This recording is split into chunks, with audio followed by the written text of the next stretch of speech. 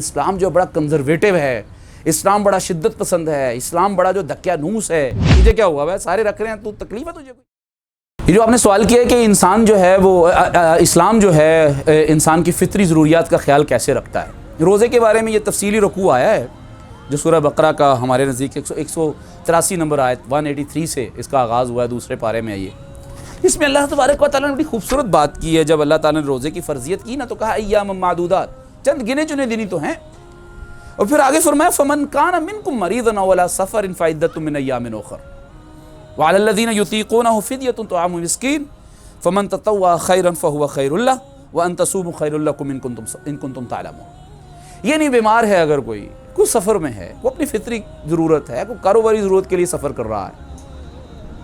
اگر کوئی بندہ یعنی جو حرام کے لیے روزہ چھوڑے گا تو وہ تو کسی طور پہ بھی مناسب نہیں ہے، لیکن اگر کوئی انسان اپنی حلال ضرورتوں کے لیے سفر پہ ہے، بیماری کی حالت میں ہے، تو کوئی بات نہیں، روزہ نہ رکھے۔ ہو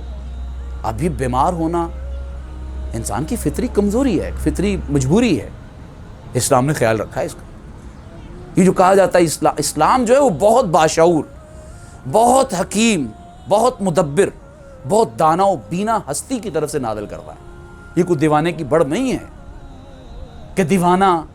کوئی اپنی عیش و عشرت کے لیے اور اپنی انٹرٹینمنٹ کے لیے دنیا آباد کرے اور اس کے اندر بالکل بلائنڈلی اور اندھا دھند جو ہے وہ اپنے احکامات نافذ کر دے، جس طرح دنیا کے سلطان اور دنیا کے حکمران کرتے ہیں، کہ جس میں انسانوں کی ضروریات کا خیال ہی نہیں رکھا جاتا۔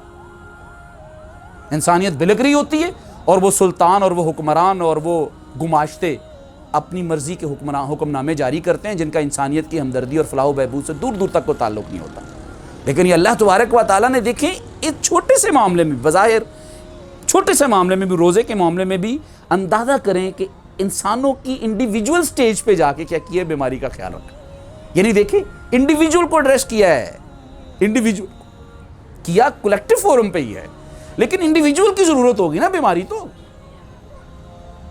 پوری قوم تو بیمار نہیں ہوگی روزے کی حالت میں، کوئی ایک دو بیمار ہوں گے۔ تو دیکھیں کتنا انڈیویجول لیول پہ بھی اسلام نے جا کے انسان کی فطری کمزوریوں کو اور اس کی ضرورتوں کو، اس کی